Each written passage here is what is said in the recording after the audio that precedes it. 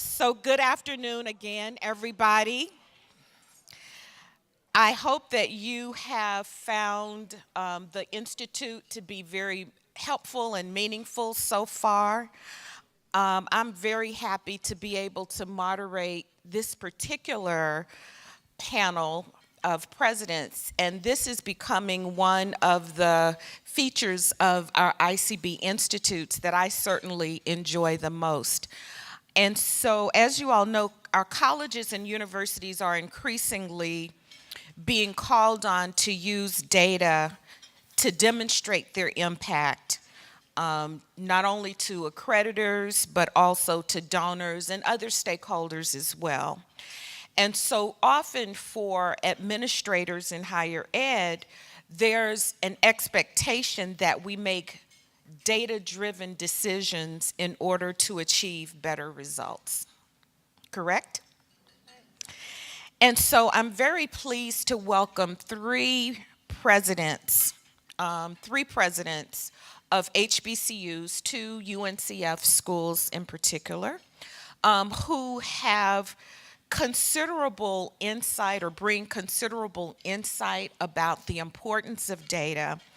And our three presidents who are our panelists today are each known for the work they have done in helping to create a culture on their campus that's more data-driven and more appreciative of the need for having good data to demonstrate your effectiveness and your accountability. And so today, what we want to do is to talk about and inquire about their experiences, some of the challenges they may have faced, some of the strategies they employ to ensure that their campuses are guided by the use of data. And so we'll spend some time understanding their perspectives and hearing from them and their lessons learned. And then we are going to open it up for your audience questions. And so one of the things I'd like to say and acknowledge is that college presidents can often be loquacious.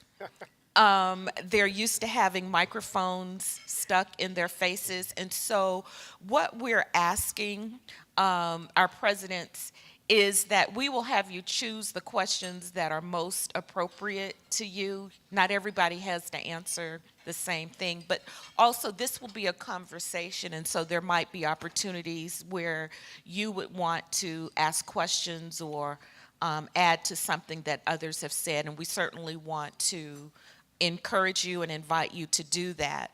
But also we know that our attendees will have questions, and we want to also set aside time for that. But our three panelists today are presidents of historically black colleges and universities. The first person I would like to introduce is Dr. Andrea Lewis Miller, who is president of Lemoyne Owen College. Okay. Thank you. Thanks. Our second president is Dr. Harry Lee Williams, who is president of Delaware State University. And our third panelist is Dr. Tashni Ann Dubroy, who is the president of Shaw University. And so for each of you, thank you very much for serving on our panel, and also, again, for guiding us and providing your insight to us about the importance of data-driven approaches. And so I want to start by asking a question. Often, not just at UNCF, but within higher ed as well, there's often a perception that HBCUs are not characterized as having a data-driven or evidence-based culture. And so I want to ask, what steps would be necessary to help transform the culture to increase its reliance upon data-based approaches to decision-making? Anyone? Anyone? Okay. So good afternoon, everyone. I'm at Shaw University. To give you some context, it's a university, small university located in the heart of downtown Raleigh. We have about 1,850 students and about 500 faculty and staff members. I started at Shaw as a faculty member in 2011, and within 5 years climbed to the presidency. And when I inherited the institution as its president, my most previous position was special assistant to the president for process optimization, which means that I already had insight into what processes were broken on the campus and what types of teams we needed to use to generate fixes to those problems we were having. So you can imagine, similar to campuses like yours, we did not have a culture that heavily relied on data to drive decision making. And so as soon as I got into the presidency and I started asking for certain reports, I realized that, number one, the reports were taking too long to get to me, so it meant that people did not have the practice of generating these types of reports for the president. And number two, often the data was wrong, so I got the reports 3 times before it got right. And so what we had to start doing was talking about the messaging. The messaging, what I would say is, team, we've got to use data to drive decision making. And I'm saying, if I'm not getting the data that I need, are you getting the data that you need? How are you operating on a daily basis? So it started in the messaging, the meta messaging, and then taking it beyond that, making sure the data was accurate, making sure that we had the right systems in place in order to capture data, and then making sure everybody had access to that data, holding people accountable if they didn't use data to drive the decision making. And so that's how the engine started, and it has continued in that manner.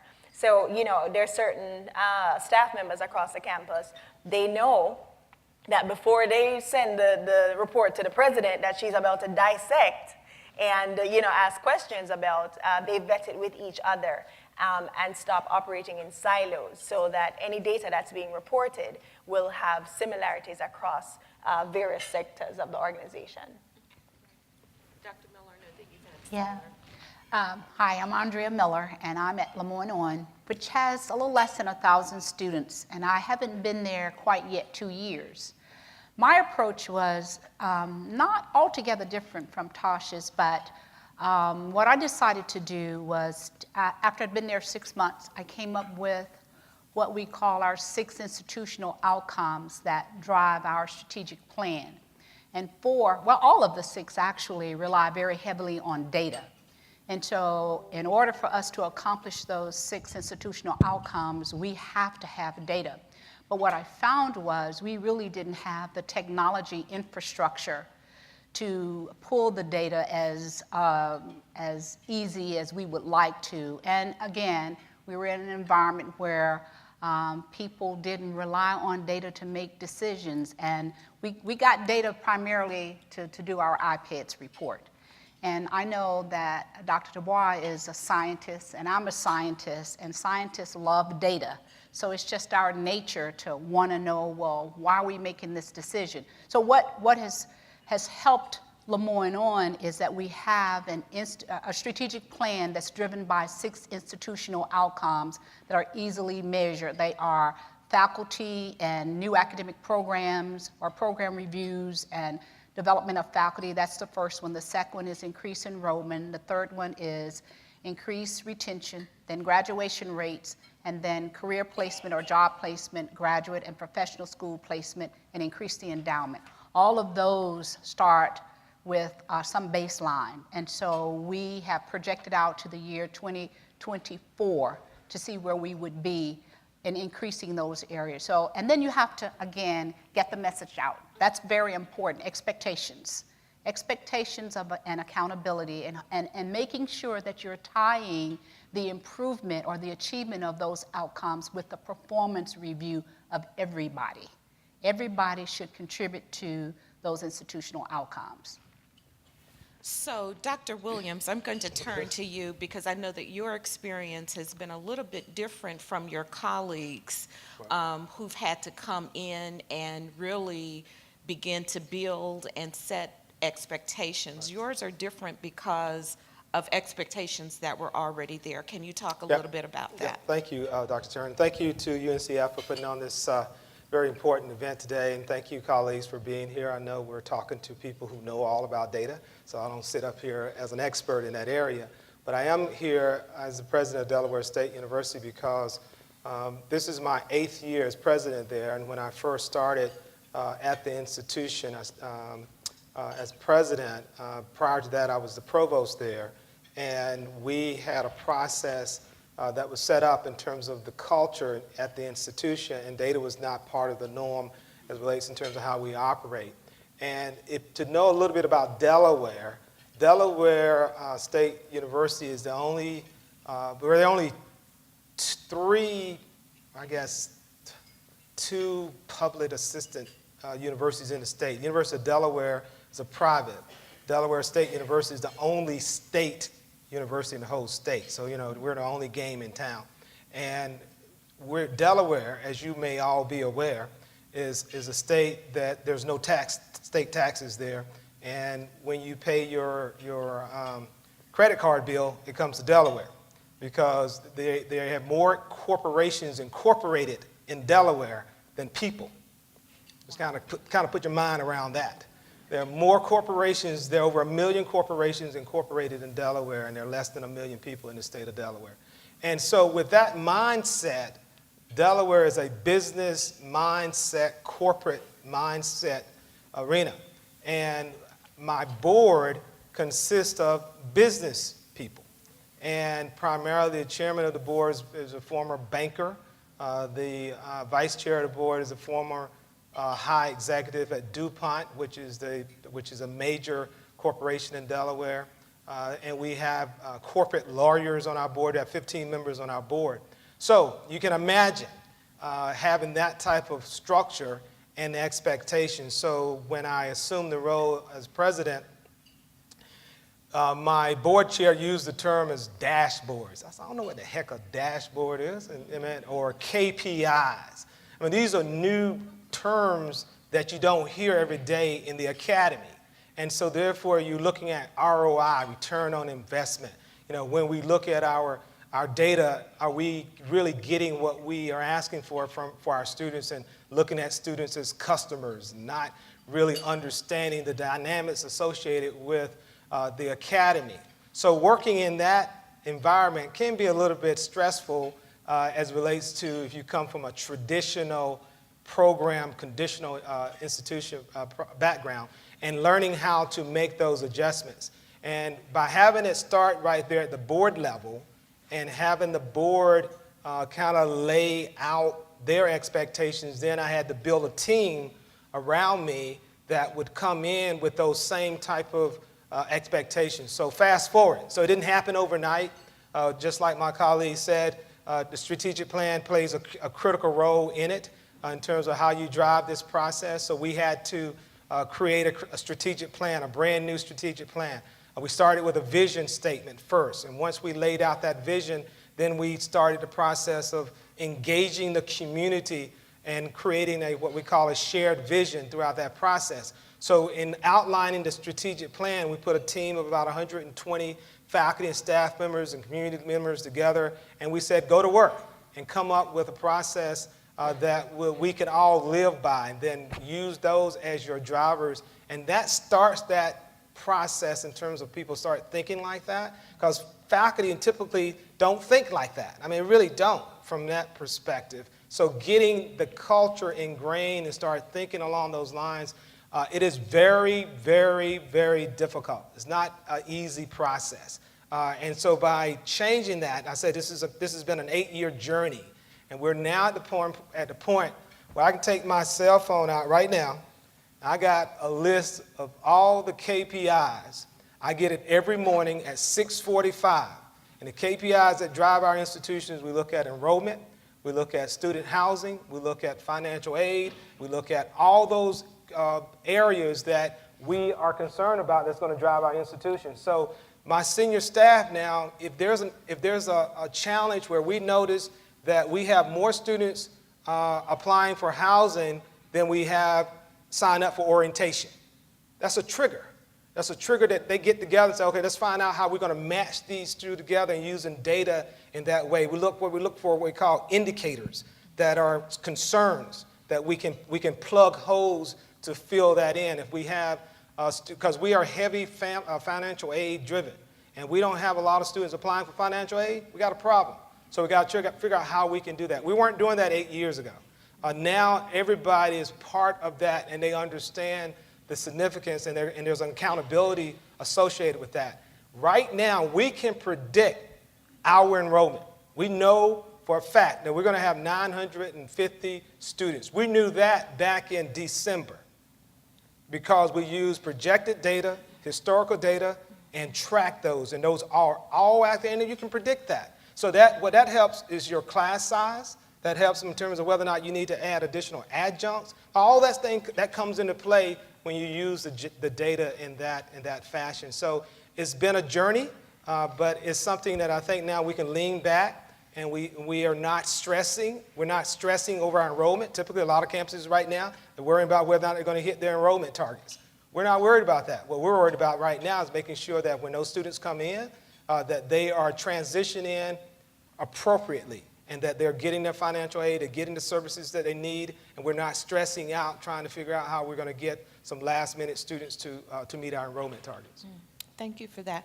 And, President Williams, you mentioned the way that you have used data to be able to predict your enrollment, but there are a number of other strategic areas facing HBCUs or decisions that might be made, and so I'm wondering, Dr. Miller and Dr. Dubroy, are there other areas where you've had to use data to guide your decisions or to guide the direction your campus is going in a particular area? And I have sort of a list here, and I want you to just contribute. We've heard about enrollment. What about infrastructure or fundraising, for instance? I can speak to infrastructure. One of the things that I noticed in my first year last year was we had IT reporting to the gentleman who was over facilities, bookstore, and maintenance and grounds. And I kind of scratched my head about that. And so one of the things that we had to do that's still not in place and we're working on, and we got $1 million grant from FedEx to work on our technology infrastructure. Because without the appropriate technology infrastructure, there's very little you can do to support creating a culture of evidence. And so I had to do a lot of reorganizing in terms of the organizational structure. And that's not going over too well right now, but it's critical to make sure you've got the right people in the right places. The other thing that I noticed is that in very critical areas like institutional research, we only had one person, maybe a half-time person. And so, if you're going to create that culture of evidence, you've got to have the staff to support the entire process, and you've got to have the software and the technology to support the process. So I've had to totally, and I'm still doing it, totally redo the organizational structure.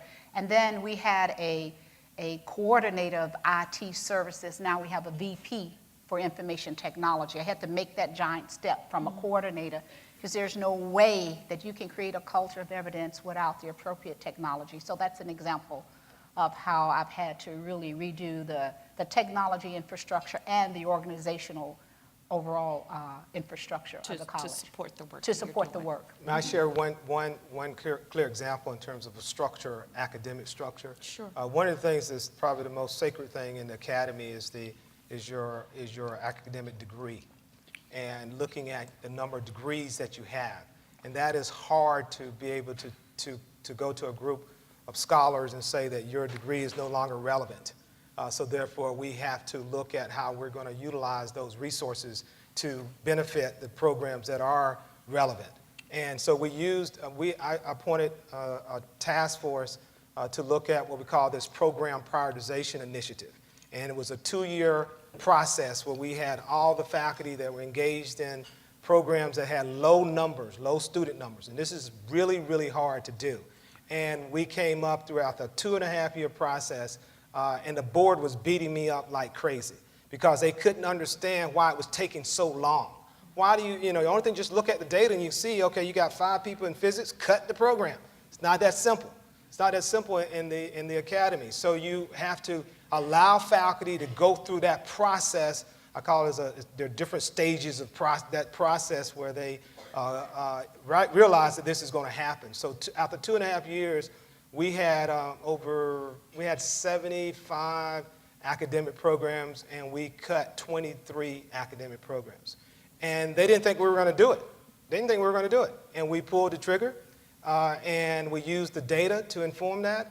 And once we did that, it made news all over the state and all over the Southeast because people say that just doesn't happen, where you can deactivate 23 academic programs and not have an uproar on your campus where people are just throwing you under the bus and just doing all kinds of things, because we kept people informed along the way, and we kept them informed so you cannot deny the numbers.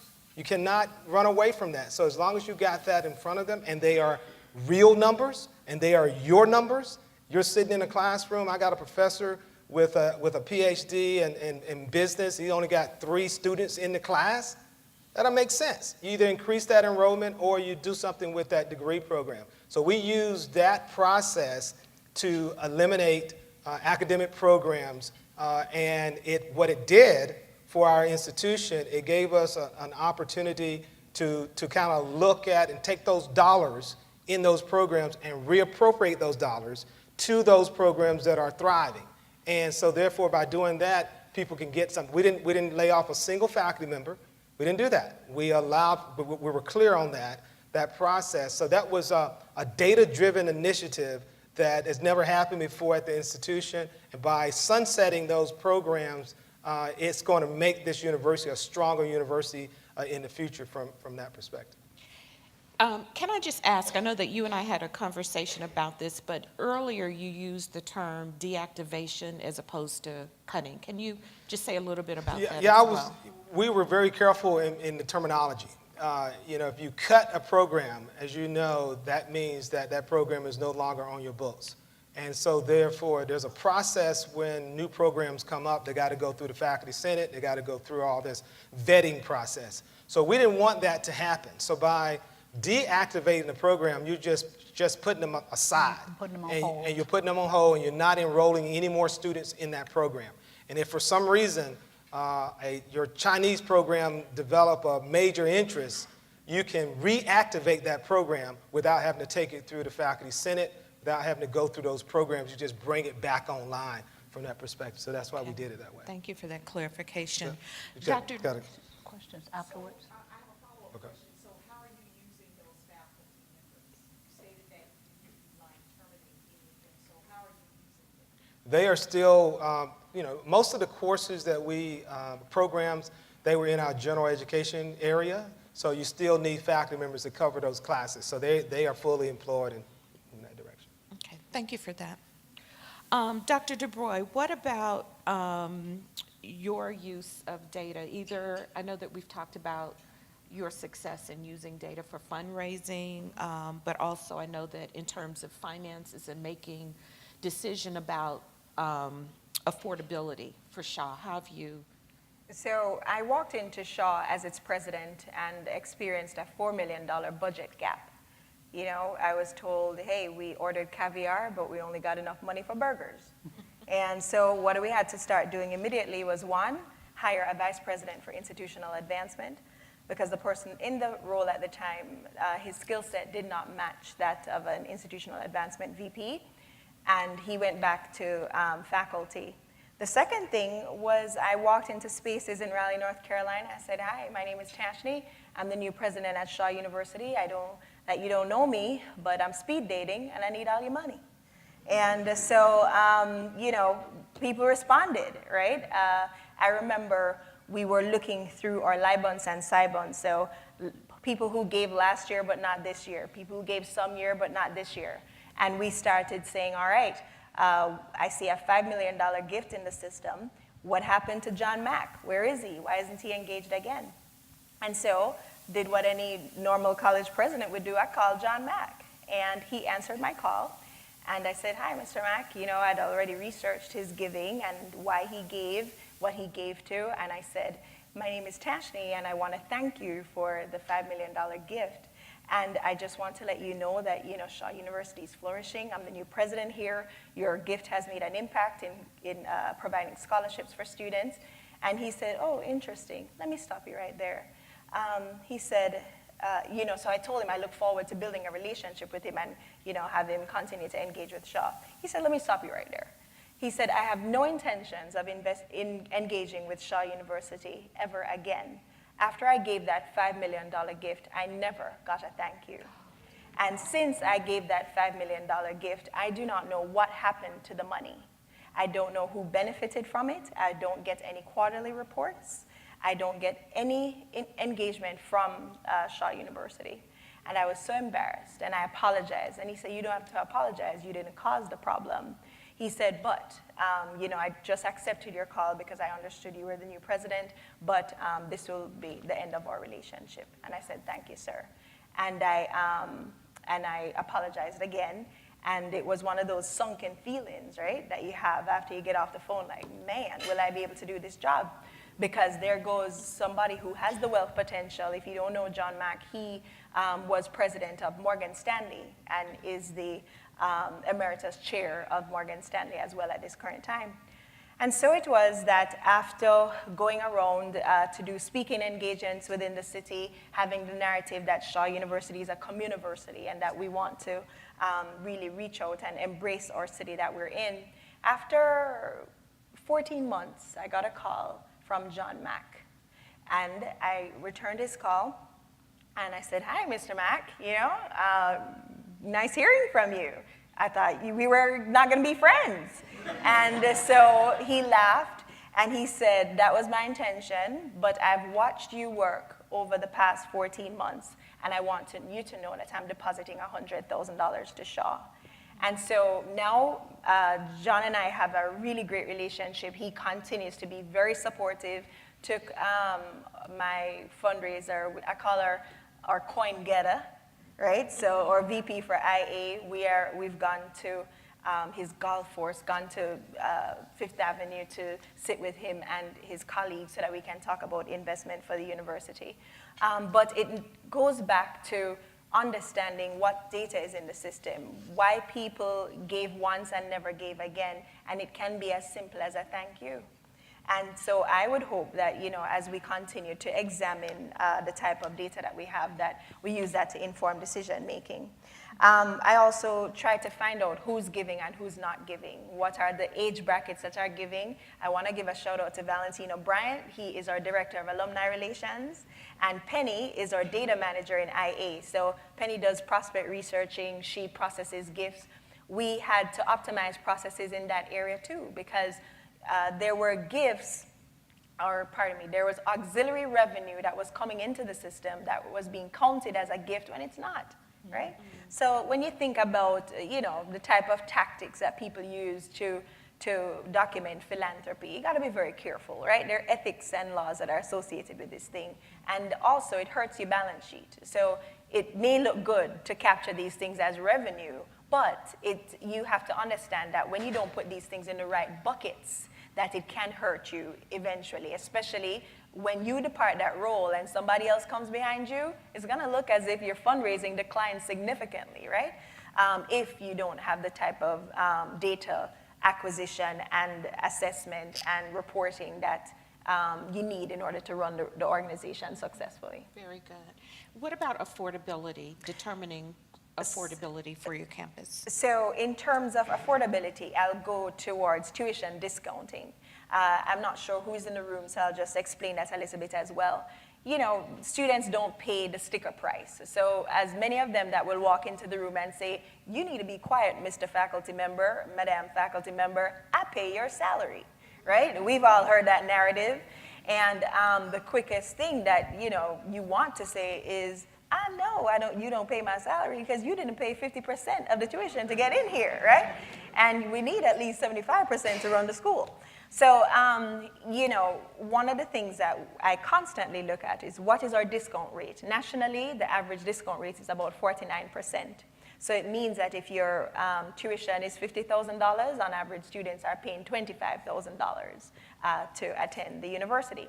Now, that is a significant problem because so many times you find that schools discount the tuition so that they can ramp up enrollment. At Shaw University, our discount rate when I inherited the university was 17%. Wow. Now, it's an awesome thing. Every time financial or fiduciary partners come into the organization and hear that it's only 17%, they're amazed. They're like, how are you doing this? How are you capturing so much money from each student? And it's awesome in the sense that, you know, we're not just discounting the tuition drastically in order to bring students in. But at the same time, it's also indicative that we don't have the scholarship funding in order to be able to provide students with a scholarship so that they can attend the school. So I always give credit to my admissions department because I'm like, I don't know where you get these students from and how we do it, but I like this discount rate, right? But I have also spoken with the Board of Trustees about expanding that to about 21% so that we can capture students of a higher GPA. So, you know, as you want to improve the student profile, to capture a better student profile, you're gonna have to discount the tuition at some point in time, right? But those are the types of ways that we use data to drive the decision making. I've got to know how much money I'm actually getting from each student. You know, the tuition revenue that we're gonna capture, 60% of our revenue comes from tuition. And even in budgeting as well. At the end of the year, what does their debit balance look like? Meaning, how much do students owe? And so you generally want to incorporate those types of things way ahead of time so that at the end of the year, you're not looking at a loss on the balance sheet. So all of these types of data collection, they are bubbling up from within the organization, and we've been able to really get the type of data that I now need in order to drive the decision making. Thank you, thank you. About 2/3 of our attendees are institutional researchers or folks who are engaged in institutional effectiveness. And so I know that student success and completion and documenting that is going to be very important. And so can you all talk a little bit about your data approaches and how you use data to document your student outcomes and what your students are learning? Well, I think we all know that we can't get around that one because that's a very important part of our accreditation process. Mm-hmm. And so it's probably because I think in our 10-year review about 5 years ago, we got dinged on not closing the loop. And so one of the things that, prior to my coming to Lemoyne-On, one of the things that the faculty and our director, Mr. Rio McFarland, who's here, one of the things that they put in place was a way to really capture it online. And so the student outcomes part of determining whether or not students have really achieved those outcomes, it's a good process. I don't think it's monitored like it should be, and so we're doing a better job now because we're going into our 5th year report for next year. But there is a process in place because that is so critical. And if you don't do what you're supposed to do on a regular basis, everybody knows that can become a nightmare because you can't make up the stuff. You know, you really have to do it. And so it's critically important to be able to use the data to determine how well your students are doing, because at the end of the day, it's unconscionable if we don't provide evidence that our students are really getting what they're paying for. So that one we're doing a lot better on than some of the other things in terms of data. Yeah, one of the things that we've been able to do to help with the student success agenda, we have partnered with the Bill and Melinda Gates Foundation, and we use, it was a 2-year process where we were working with the foundation, and they were looking at ways on how they were going to help improve completion at historically black colleges and universities. And we presented a proposal to them, indicating that we felt like we had some strategies that could assist in improving our first-year retention and our graduation rate. And one rate that our board pushed us on really hard, and I know the institutional research people can appreciate this, is we look at 4-year graduation rates, and that's what they push us on, even though I know that iPads and all that, they look at the 6-year graduation rate. Our board is very focused on getting students in and out. And by using the 4-year, what it's doing is pushing us really, really hard. And we have seen, in using the tracking system that I indicated earlier to you with the dashboards and all that, we have improved our first year to second year retention. When I first started and we were looking at this, we were about in the 60% first year category, and we wanted to move that to be closer to 80, 85. So in 2020, that's our goal, is to be about 85%. And you know how hard it is to move that retention needle. It's very, very difficult, especially the first year to sophomore year. And so we have been able to, through data, we're now at, last year we're close to 75% first year to second year, and that's significant considering where we started. And now this year cohort of sophomores, we're looking at, the goal is to be at 76 so that we can move towards that benchmark of 80, 85%. And the Gates Foundation, what they have done, they've provided us with a grant of about $1.2 million, and it's all focused on data analytics. And we have used the funds to hire a full-time data analytics person. We have what we call a data transformation team. And what they do, they look at data all the time. They use that data and they feed it into the departments and they give it to the faculty and they give it to the deans so they have a better sense of their students and how they can use it to help their students. So that is something that is new, and it's also important as it relates to driving that student success agenda and moving those numbers forward.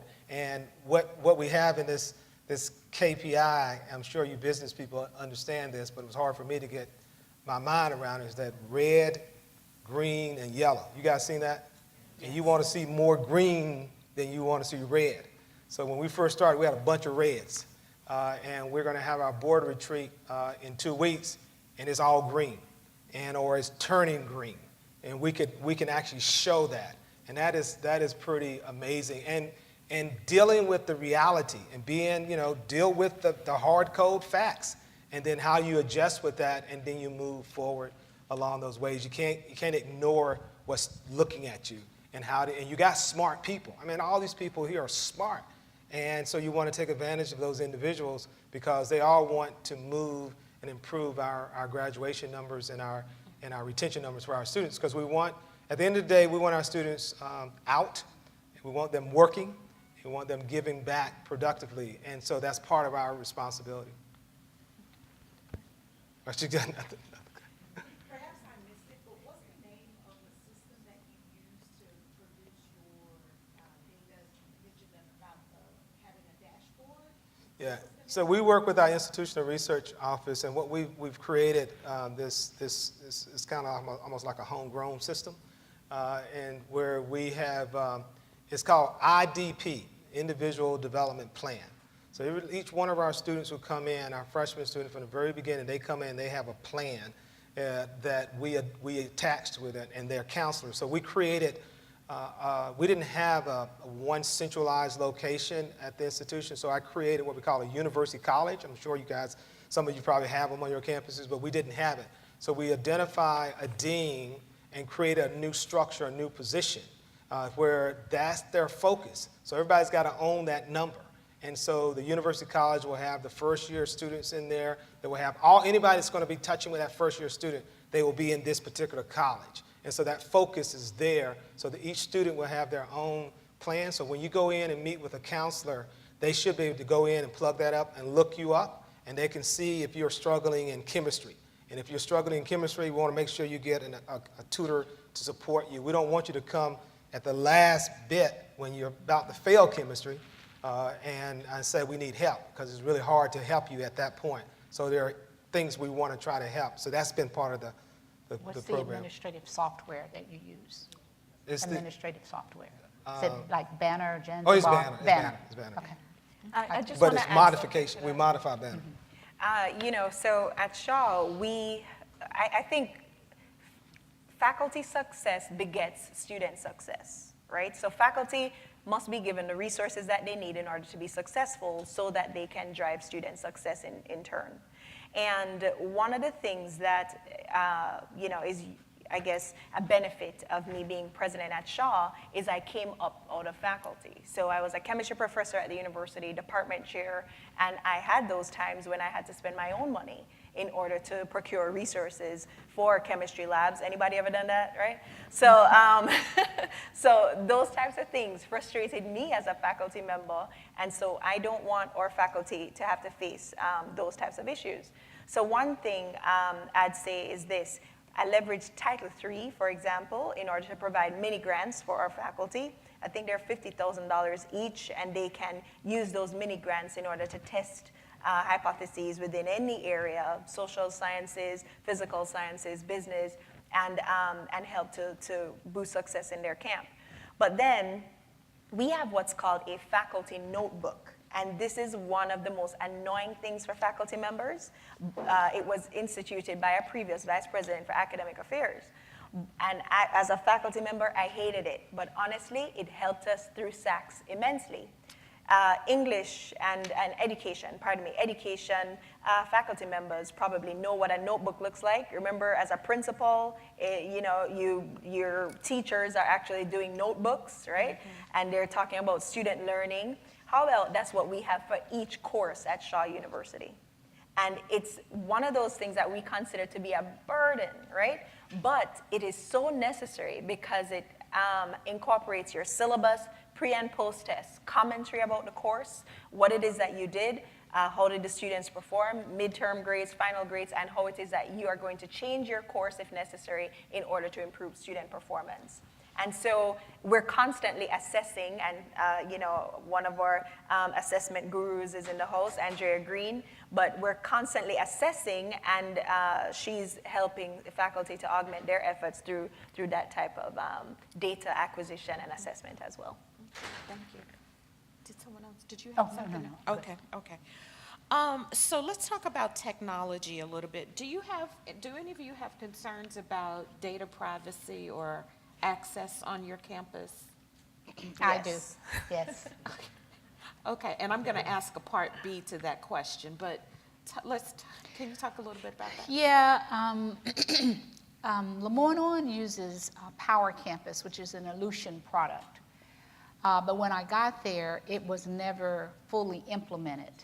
And so there's issues with security, and because it was never fully implemented, and the recruitment and admissions modules where people got training, but then supervisors never held them accountable for actually utilizing the training, and you get garbage in, garbage out. So between the lack of training and the fact that Power Campus was never fully implemented, and because we had IT under maintenance and the bookstore gentleman, and we just hired a new VP, and so we've even hired a consultant to help us with, especially the security piece. Mm-hmm. So we're getting there, but we're not where we need to be, and we're all kind of going through massive training, and the word is, if you don't get the training and implement the training and begin to put the correct data in and use all the modules and put something in every field that you can put something in, because if you don't,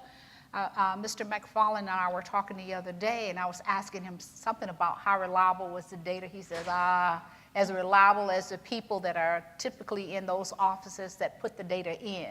And so we have to really, to answer the question, no, I'm not convinced that it's as reliable as it should be. Okay. And I think it's because of the lack of technology infrastructure and the lack of training, or the lack of accountability for the training. Okay. We had that issue, and so about 3 years ago, we outsourced our IT. So we have it fully outsourced, and Banner is our program that we use, but we have a company that's managing the whole process for us, and that's been a lot better. And our CIO likes to ask the question, whose responsibility is it to secure data and ensure data privacy on the campus? And of course, some people will often say, yours. And he goes, no, all of us. And the truth is that it's everyone's responsibility to ensure that, you are not sharing passwords with the campus community, that students don't have access to your passwords to enter the ERP system. And what I always worry about, of course, is cybersecurity. Because hacking of systems, most times, universities don't even know they're hacked, right? So I never brag and say Shaw has never been hacked, because the beauty about hacking is that you're not supposed to find it out, right?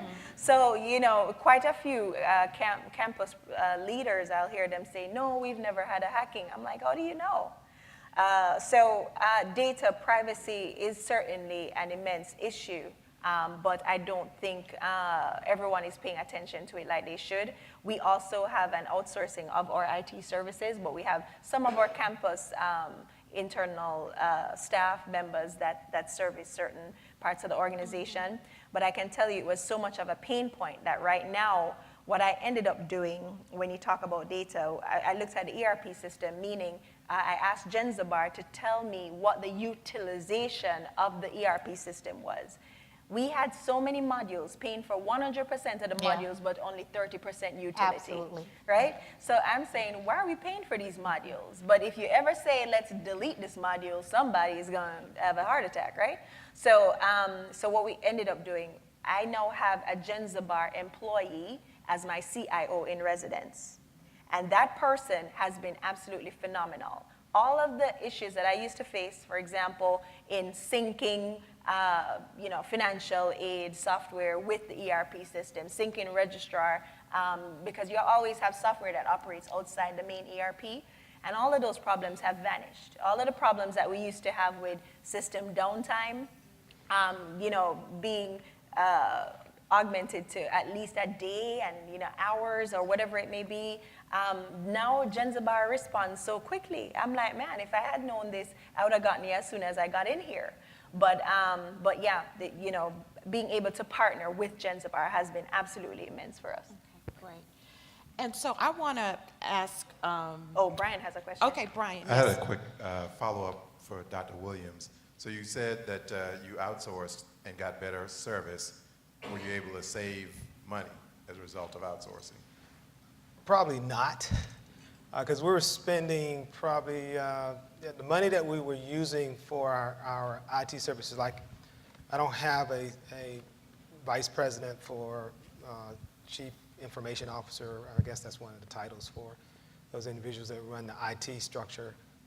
It's been what we have seen in terms of efficiency. That's been the biggest advantage of it. And also, we were able to fully make our campus Wi-Fi. So, where students complain about not having Wi-Fi in the dorms or not having in the residence halls, we have Wi-Fi all over campus. And when I started there, we only had it in a certain areas of campus. Now it's all over campus. And that has helped significantly by having someone that's in the business, and this is what they do all the time. Do you trust your data? I do now. Initially, I did not. Okay. But there's a gentleman, Brian Cumberbatch. He's who I call, our data guy. I don't even know Brian's title, but we call him our data guy because he has mastered how it is to present data, especially, you're working in institutional research. You know that people always have a preference for how data is presented, right? And I'm coming from a corporate background where dashboards and spreadsheets, those were just, common daily items. And so what I had to do initially, after communicating to the organization that, listen, we are about to embark on a significant process optimization and data reporting culture change. And so Brian, he loved that, right? Because he said, man, Dr. Dubroy, this is what I've always been waiting for. So he was ready to tackle the type of culture change that we're about to experience. But initially, The reason I didn't trust the data is because if I asked for the data intentionally from 3 different sources, I would get 3 different reports. And even though, you know, you're asking and everybody's pulling data from the same source, you're still getting numbers that differ. So we had to now come to some type of communication mechanism amongst different areas of the university and say, all right, here are the 3 reports that you gave to me and I'm getting 3 different responses. Why is that? So we've done that so we've managed to go through those pain points already. And the most significant thing that I constantly do is this. I love Excel spreadsheets, and I love Excel spreadsheets that are living. So the worst thing that you can do for me is send me an Excel spreadsheet that has no formulas in it, right? Because you're always going to make an error. So every time somebody sends me an Excel spreadsheet that does not have a formula in it, I always say, please activate the formula so that I can see if these sums actually, you know, make sense. And, you know, 9 times out of 10, by the time you activate the formula, you realize that, hey, the data was incorrect because you made one change but forgot to add it up all again, right? So, so there are ways that you can double check yourselves, right? You know, you don't need a president to check up on you. That's not what my role is. That's not it at all. But at the end of the day, we all have to be working to ensure that the data is accurate because I'm making decisions based on the data that the organization sends up to me. Yeah, it's a very interesting question because when I first started there, it just depended on who was giving me the data, whether or not I trust it. And what I mean by that we had it all over the place. And what we needed to do was to bring everybody together and have everybody looking at the same thing at the same time. So at Delaware State University, there's nothing more important than enrollment. Nothing. Nothing is more important than enrollment. So we have an enrollment management council, and they meet every Monday at 9 o'clock. And all of the major stakeholders impacting enrollment, they're sitting around that table. So everybody's got their same reports, and they're looking at it. So they can use that real time to make whatever adjustment that they need to make so that when they finally produce the number and get the information out, everybody's on the same page with that. So that has been an amazing transformation to watch and to see how the team have come together and work and see the value of making sure that everything is clean and that when you present it, you know you present it with confidence. And now, so I can say without a doubt, the data that we're getting, I can share it in a very confident way with all the major stakeholders that may ask specifically for that information. No, I don't trust our enrollment data as much as I trust some of the other data. And that's simply because I think that people in the office haven't had the appropriate training that they need to have and don't understand how to what to capture and what's needed and what we need to look at. So we're going through a process of working on that. The other thing that happens is I don't like for individual offices to report their own data.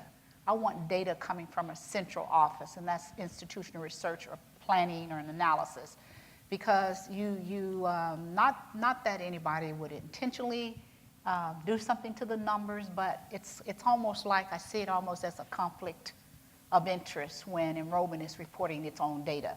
So we're trying to get to the place where our Office of Institutional Research and Planning has everything that it needs so that it can pull the data, because they have no interest in whether or not enrollment is up or down or at about the same. And so we got a ways to go yet. We got some processes and policies to put in place. We're getting there, but it makes me a little nervous. Now, sometimes you can look at some of the data in terms of from institutional, from the student outcomes. So some of the data, grades and things like that, but I'm more nervous about our enrollment data. And our institutional advancement data, I have absolutely no confidence in that data. I'm sorry. Because we have Razor's Edge, and I don't think the people got the appropriate training. And there are some things that I've seen that have come from a report, and it's just, you know, sometimes if you've been around long enough, you can look at things and say that doesn't even look right. You know, you know numbers well enough, and you know your institution well enough to know you get some data, you're like, no, that couldn't be. And so we got a ways to go still yet, but we're working on it. Okay, great. Thank you all. We're going to pause and just open it up for our audience to ask questions. There is a microphone. Cameron, would you hold your hand up? Cameron has a mic, and so if you have a question, just let us know. Yes, right here.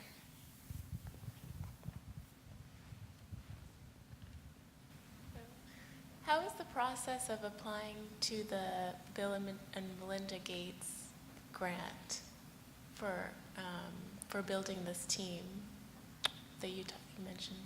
Okay, so you're talking about the Gates Foundation. Several years ago, they were interested in supporting historically black colleges and universities, and they didn't know a lot about HBCUs, so they assembled a small group of HBCU presidents to come out to Seattle, and I was part of that group to kind of talk about our schools and what we're engaged in, and that led to some additional conversations, and there was an RFP process that went out, and I believe 6 or 7 historically black colleges and universities received some sort of funding associated with that, and there were 2 that received a larger amount. One was Johnson C. Smith, which is a private HBCU, and Delaware State, which is a state HBCU. So we have partnered together, and so what they are doing, they are using this model that we're around student success, and they're hoping that that model can be transferred and others could use it in terms of how to improve retention and graduation numbers from that perspective. It's in dealing with the foundation is a pretty interesting process because they don't tell you a lot, and you just kind of got to go and go along and wait and see. So there's not something I can refer you to and say, okay, go to this this book. You'll see the outline. There's not a real outline associated with that. The key, I think, with a foundation as large as Bill and Melinda Gates is they contact you. Yeah. And give you guidelines on what they're interested in. It's very rare that they will give a lot of attention to a single institution submitting an application. That is correct. Brian. In fact, I've been told by several foundation officers that if you just send a blind application in and they don't know you, most of them don't even read it. So you have to establish those relationships to make sure that you're on their radar in some kind of way, shape, or form. But my question is about what do you find as presidents the most difficult, what's the most challenging aspect of creating or shifting a campus culture toward one of assessment, accountability, data analysis, data-driven decision-making? What's the most difficult aspect? Is it entrenched faculty? Is it entrenched staff? Is it lack of resources? Is it insufficient IT infrastructures? Or something else altogether? What's the most difficult aspect? All of the above. No, just kidding. That's a good question, Brian. I find right now, because I'm so new, technology I thought was the biggest issue, but we're moving full speed ahead on it. Resources is not really the problem, although I think with Title III we're going to begin to build the research office. But I really do think it's the mindset of the individuals that are on campus who may have for so long, and especially at private institutions. And the reason why I'm thinking the way I'm thinking, I've spent my last 15 years at state institutions where in Tennessee they had performance funding, and in Louisiana they had the GRAD Act. And so I'm accustomed to being held accountable and accustomed to having the state review your data in terms of your performance. And so at where I am now, we have data that we of course submit to iPads, but people they think they're doing a real good job because they say so. And so what I'm finding is that we make decisions because we feel and believe and want to so badly do something, but it's people not really wanting to look at the numbers because they just haven't had to. And so there hasn't been any accountability, and it really is a shift. So my greatest challenge for me, having only been at my institution for not quite 2 years, is the mindset of the faculty and staff, and helping them to understand that if we want to continue to have Pell Grant money, and all that the government has asked us to do so far is not to let our default rate get too high, I think they're going to begin to ask more of us in terms of our performance and how well we're doing. And they haven't yet, but I think that's coming, and especially with a whole new administration. So it's the mindset of the people. That's my greatest challenge. So Brian, to add to that, and I definitely support what my colleague just stated, but what we did at Delaware State, with the support of the board, we created this sense of urgency. And what I mean by that, we said if we don't change, we're going to be out of business, bottom line. If we don't change the way we do our processes, if we don't change the way we deal with all the issues that's before us, because the market share of HBCU students, that's shrinking and it's not increasing. So the students, you got to be more competitive. And so by creating that sense of urgency around that, it has actually helped with an openness to change. Because you got to understand, again, you're on a university campus, so you're dealing with a lot of smart people. And as long as you're giving them the level of respect that they expect, and be very rational in your approach, it's very helpful in generating this change, and it's been very positive. The next step that what we're doing right now that we proposed, that was part of, we have 6 colleges, and we had appointed a task force to look at how to merge colleges together and merging departments together. So we have a recommendation that I'm getting ready to finalize and move towards our board for final approval, is to reduce our colleges from 6 to 4. And then looking into that and reducing the number of departments, like I took my art, music, and fine applied arts or something like that. And we merged them into one department instead of having 3 chairs. So those are things that we are doing, and they are taking ownership of it. And, I think one of the inhibitors is you got to have the strong messaging, right? So it has to come from leadership saying data is important and reporting is important, and we're going to give you the tools that you need in order to be successful. And then the other thing is training. So many times, people ask us to make sure that we're doing the best that we can do at the job, optimizing our operations, and then we're not trained on how to use the software, right? How many times do new people walk into a position being promoted from professor to department chair, and they never have managerial training? But then you expect them to act like a great manager, right? So I think, it is important that we train, retrain, and when we have new people onboarding into the organization, we train again. And then hold people accountable. So in my setting, everybody on campus knows that I'm a chemist, right? And what would be interesting to me is if there's a problem on campus, sometimes I'm the last person to know. And I'm saying, guys, how is it that I'm the last person to know this, They say, Dr. Dubroy, they're free to talk to you because you're too smart.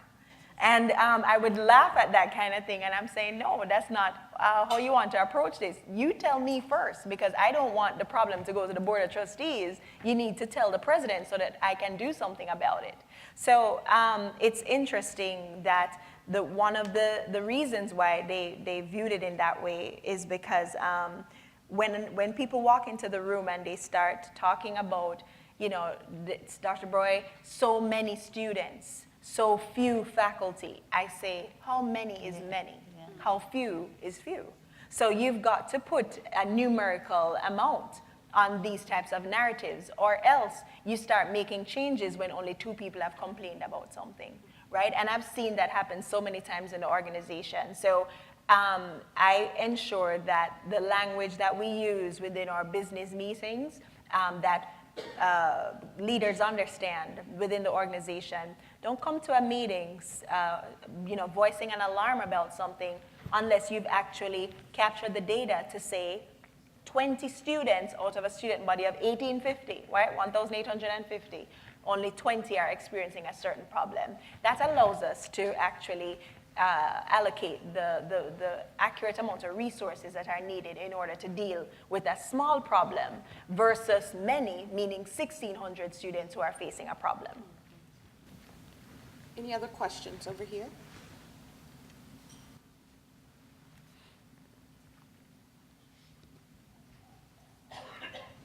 Good afternoon. I'm Amelia Parnell. I'm happy to be here with you from NASPA, which is a Student Affairs Association. One of my favorite things about data, being a data kind of nerdy type person, is when you get to take the information from your analyses and turn it into some type of action or an intervention. So thank you all for your really helpful comments about how you've used data to improve your operational processes, to make HR decisions, to make staffing decisions. Could you give us an example of how some of the analyses that you've been using quite often have transformed the student experience, either in the classroom or outside the classroom, just to make their overall time at the campus better? Any good news to share with us? I am very student-oriented. I've experienced Shaw University as a student, an alum, and as I mentioned, professor, etc.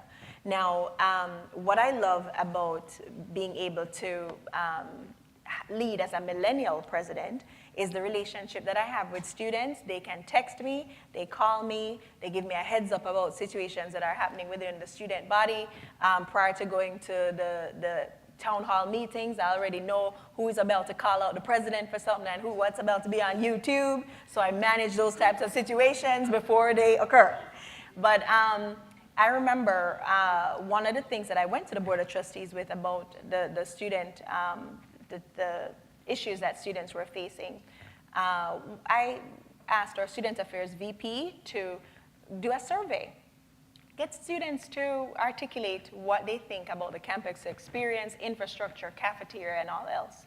And the primary issue that they had with Shaw University were a couple of things.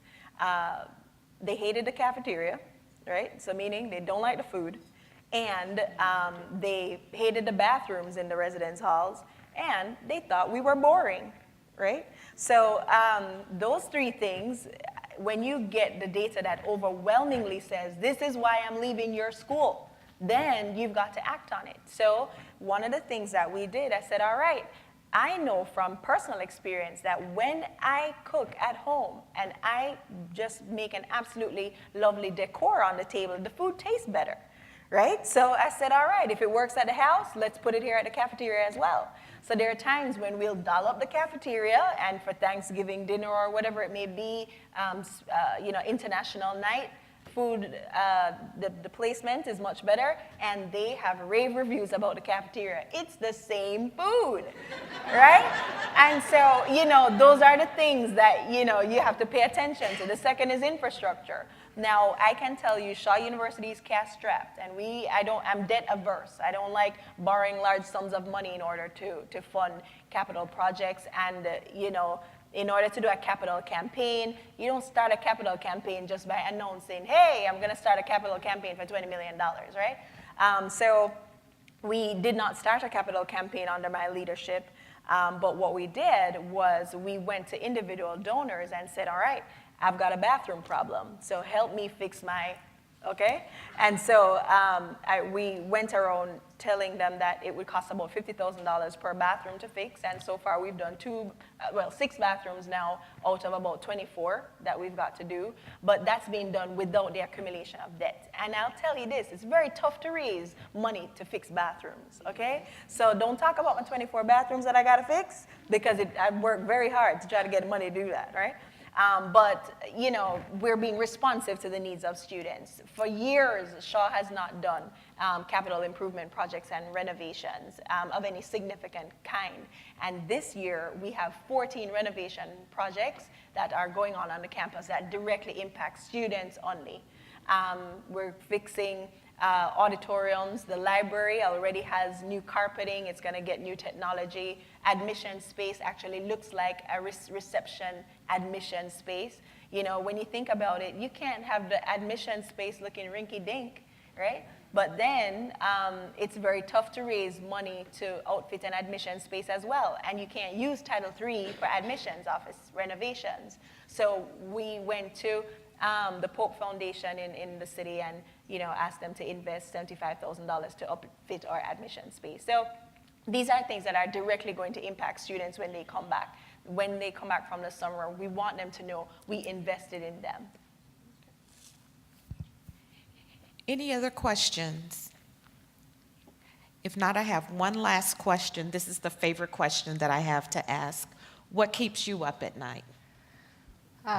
What keeps me up at night is our new president and his Tweets. oh, his tweets. No, what keeps me up at night is that there has been some legislation that that speaks to having all schools that receive federal money be more accountable other than just default rates.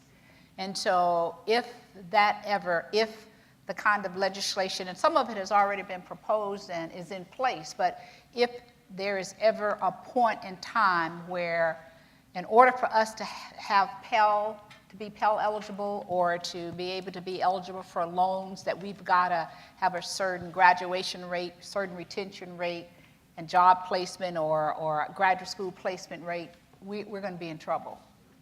We will be in serious trouble. So legislation that will hold us even more accountable for federal dollars that we receive. Yeah, I'm thinking. It's, you know, I'm worried about HBCUs, all HBCUs. That's what I'm worried about. I'm worried about I'm just worried about HBCUs, not necessarily Delaware State, but everybody, because these institutions are so important to our country, and the fact that we are losing market share of our students, and the fact that we have these challenges, all these challenges is something that I worry about significantly, because I know the value firsthand. My son is a senior at Howard University, and he's going to graduate in 4 years, and he's an accounting major, and he's had internships with accounting firms every single summer, and he's going to have a job at the end of this process.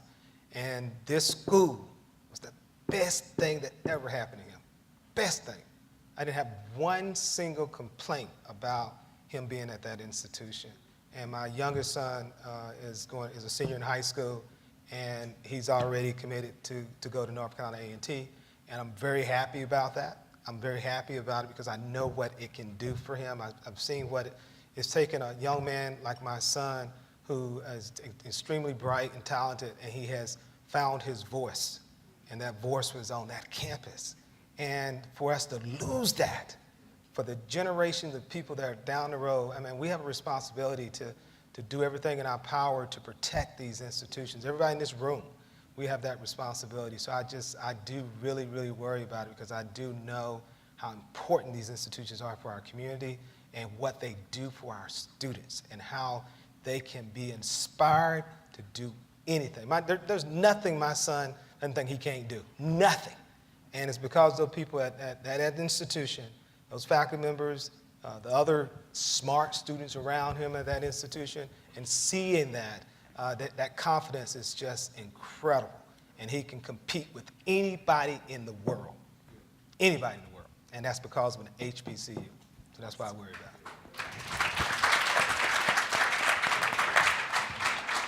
And you know, I'll be honest with you, there is absolutely nothing that keeps me up at night. I drink wine and I go to bed, okay? So just being honest. But if we were to talk about what keeps me, you know, concerned in the daytime. It's a figure. Yes. It's a figure of So- speech, I'm hoping. Okay, thanks, Sherry. Just thanks, Andrea, for the Yeah, calculation. Okay. So, you know, what I'm concerned about. I'm concerned about that we're too slow to action. I like fast, okay? Anybody on our campus will tell you, I don't like slow. I like fast. And the reason why I move so fast is because If you move too slowly, you lose the opportunity. And I like quick results because if you're in a situation where you're facing a challenge, tackle what the challenge is, bring the team together to come up with a solution, and execute immediately. Because if you're not executing and being innovative, then you're going to be at risk for being a company like Blockbuster, right? And who wants to be like Blockbuster? Nobody. So if you want to stick around, it's important to be innovative.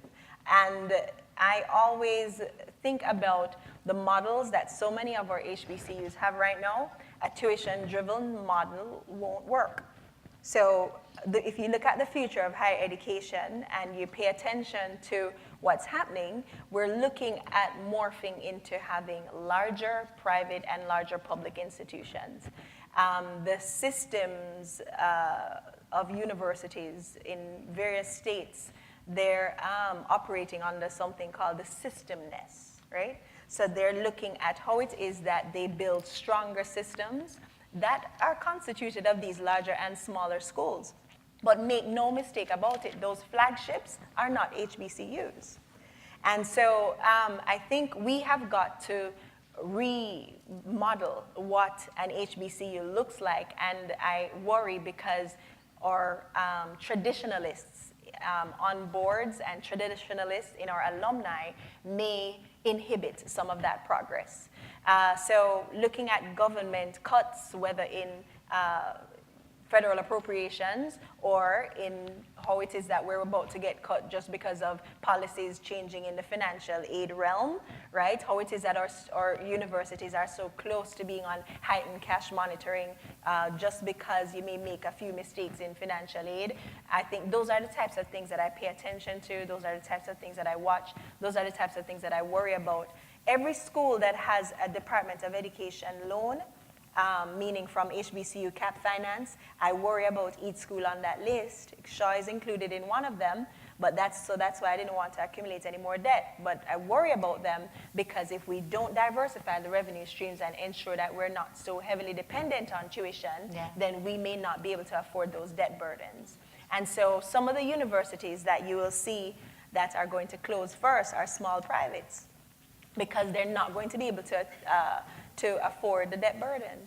And when we think about it and we think about HBCUs as a whole, I hate to be the bearer of bad news, but if we don't come up with something that can help to coagulate and form these types of consortiums within our bodies, we're going to lose, and we're going to lose big time, one at a time. And we should not think that any of our institutions are immune to the external factors that are about to affect all of higher education, because certainly that's not the narrative. Thank you. Would you all please join me in thanking our panelists? This has been very great, wonderful information. So we thank you and we wish you very well in your presidencies and in your transitions. But we really thank you and we value your leadership and the support that you've given to ICB and to UNCF too. So thank you all very much. Thank you. Thank you. Thank you.